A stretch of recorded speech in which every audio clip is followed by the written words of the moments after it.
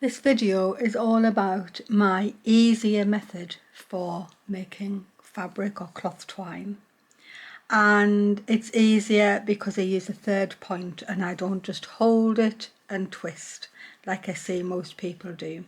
And there are so many videos out there for fabric twine and they're all perfect. There's nothing wrong with any of them. It is just that that's not the way I learned. I learned how to do this by making cordage out of nettles and dandelions. And so there's one or two techniques that I think I took over from that into making the fabric cordage. And I still do them. And I think it makes the whole process easier. And I think it makes it quicker, and so that's what I'm going to show you today. So I've got some here that I'm on with, which I'll use in a moment, but I'll first show you how I start off. The main thing is I don't hold everything in my hands while I'm twisting and holding. I use a third point. I use my sewing ham, which I made myself. It's stuffed with sawdust. And there will be a tutorial coming for that, but I'm not quite sure when. But if you've got a sewing ham, you can use it. If you haven't got a sewing ham, you can pin into anything else that you can pin into. I've got two long needles here that I usually use, and I just put them together for the beginning. You can also use a big safety pin, anything that you can pin in. And I have seen me safety pin or pin into the chair arm when I was sitting on an evening doing it. So anything like that you can actually secure to, maybe even something you could, like a big clip on a board, that would also do. The next thing you need is a little bowl of water to dampen your fingers. If you're only making a little bit, I just usually lick my fingers. When you're making a lot, it's definitely easier if you've just got a little bowl of cold water that you can damp your fingers with. And the last thing you need is strips of fabric. Now I rip mine down. If you don't like the ripped edge, you can definitely just cut it or fold your material and do it with a rotary cutter. You sort of need about an inch in width to make a twine that's that sort of a thickness. But you don't just have to make that thickness, and I'm going to show you some very fine twine later on. So I've ripped all mine down and I just take the long threads off. So to start off, I don't bother putting a knot in, that's for one thing. So I'll start off with this bit of blue. And if you can get long strips, the longer the better, because you'll have less joins in them. So I've got my setup, got my pin, my needles ready, or the safety pin. I've got my first piece of cloth. I'm just going to half the cloth so I can find out the length, and then when I've got it in the middle, I'm going to actually pull it so that the ends are not even, because what you don't want is your ends to be running out together. And so I make sure that the ends are separated, and then I just hook it around my anchor point. And so this is the difference of why this is easier. It frees up both your hands to be doing something rather than one hand holding. Now I'll clarify everything by saying I'm left-handed, and now I'm going to twist to the right, but I could just as easily twist to the left and cross. It just depends. So what I'm going to do, I'm going to dip my fingers in the water. I'm going to pick up both sides and I'm just going to get them started on a twist. I'm twisting to the right, like that. And once you get started, it all gets easier. But I'm twisting to the right, and then I will cross to the left by putting my fingers underneath to pick up the left hand, and I'll twist them over. Just anchor that down. Twist them over and I'll put them into the opposite hands. So I twist to the right, cross to the left. Twist to the right, cross to the left. Now because you have this anchor point, it means that if I take that out, there's no knot, and there it is, a good start. Without a knot, it's not going to untwist. So that's the first thing that's different. I'm just going to put my needles back in there. In fact, no, I'll not do the needles. I'll just show you. I can just as easily put a safety pin down there and anchor it into my sewing ham. and I can carry on twisting to the right, crossing to the left. But both hands can do everything. So I can twist with this finger and thumb, and I can twist with this finger and thumb, and then cross over.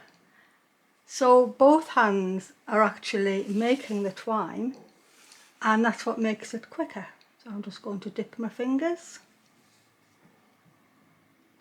The damp fingers really makes a difference. So twist, and all of a sudden you're making twine really quickly and without any bother, like that. When you get a bit of a length on, you'll find that it is quite easy just to carry on making the long length, and I tend to work away from the crossing point. You do not have to hold the crossing over point. You can work away from it, and you can see the twine coming together, and it helps you keep it evenly. And the whole point is that what's made the difference is anchoring it in. So when you've come to a bit that's, you know, you need to move on, I can move this further away, and I can keep going. So I just move the ham further away. So I'm twisting to the right, crossing to the left, and I can do it just with one twist there, cross, twist there, cross. But I can also use both hands to twist, because both hands are able to do the work. So I'm nearly ready to join in. So this is the second way that I do something different. But I'm going to move everything up. So I'll pull my ham on, take the pin out. Here's my beautiful piece of twine. And that's taken me minutes to do.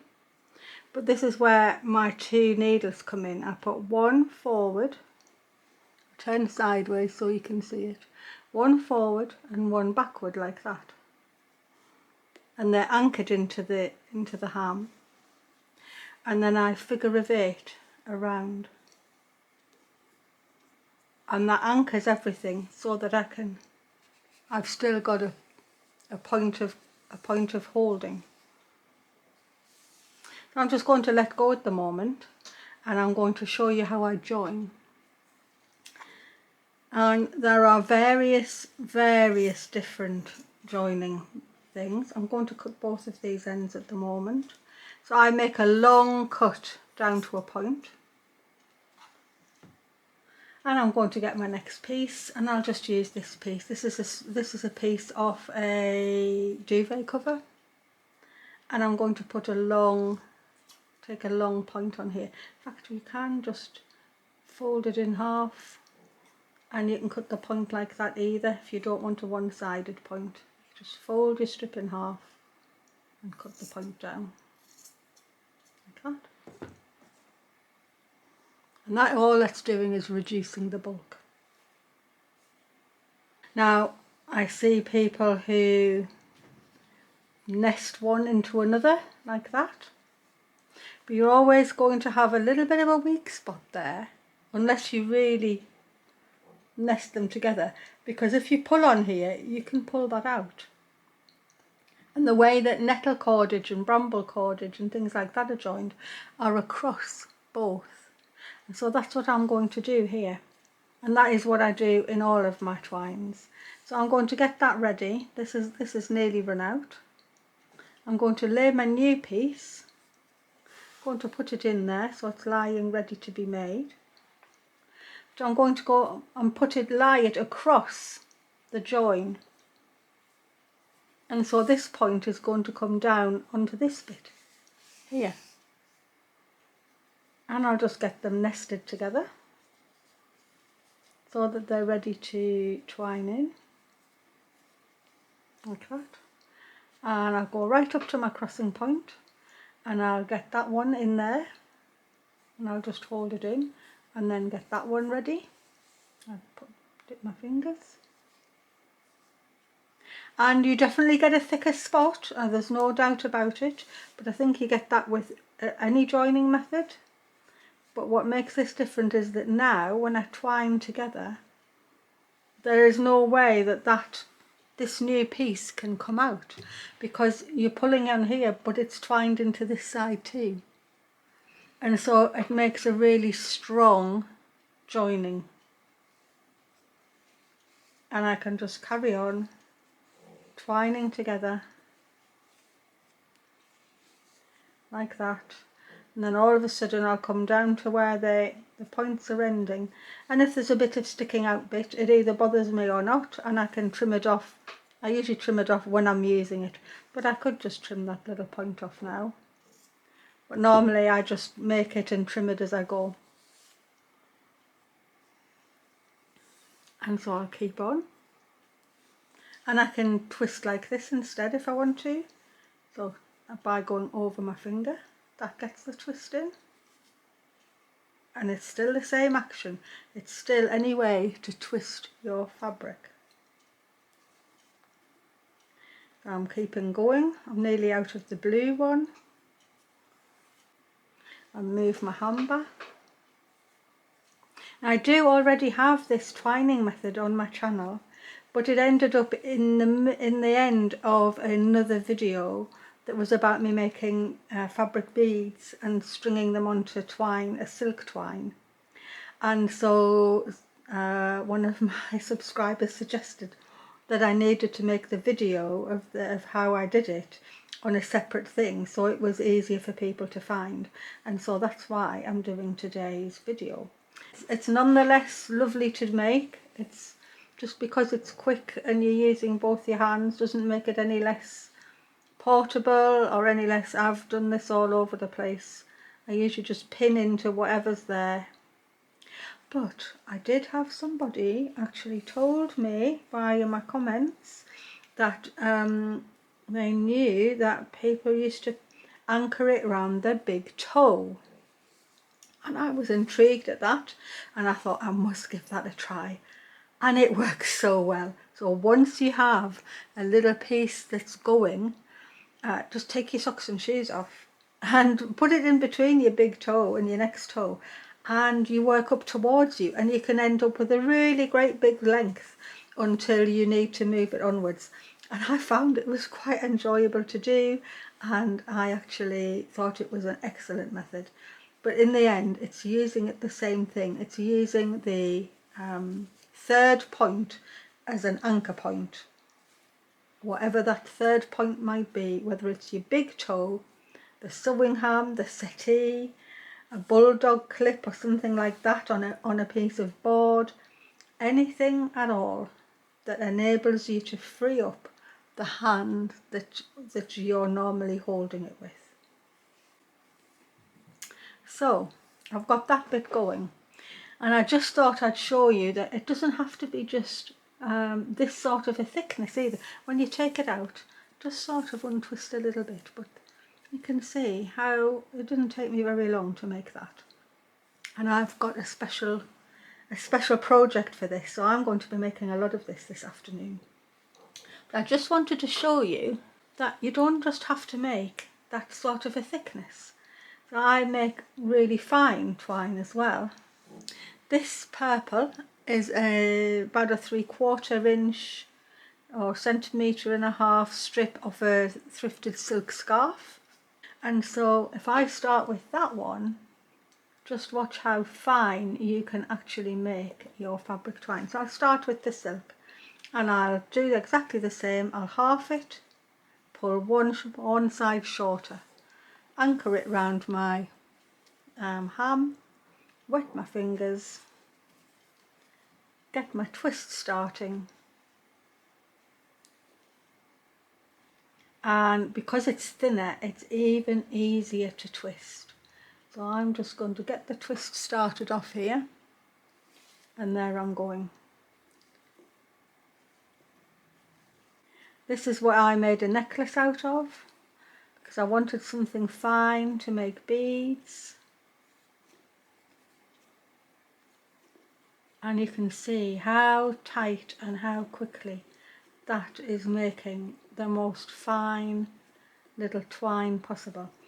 I'll just push it away, wet my fingers. And you can see I'm not working near the crossing point at all. There's a big difference between the thickness of that and the thickness of that, but the method is identical. And the last thing is, when I wind it up, I always do it as a centre pole ball, and then that frees up the end that I'm working from to just be added to all the time, which is what I'm going to do here. But then when I want to use some, I can pull it from the middle, and then I just rewind everything when I've used as much as I want to use. So I always have it as a centre pole, just like you would wind your knitting yarn. So I hope that's been helpful. It is a lovely thing to do. The colours always look gorgeous. You can do all sorts with them. I'll link you to my shoes that are made from fabric twine.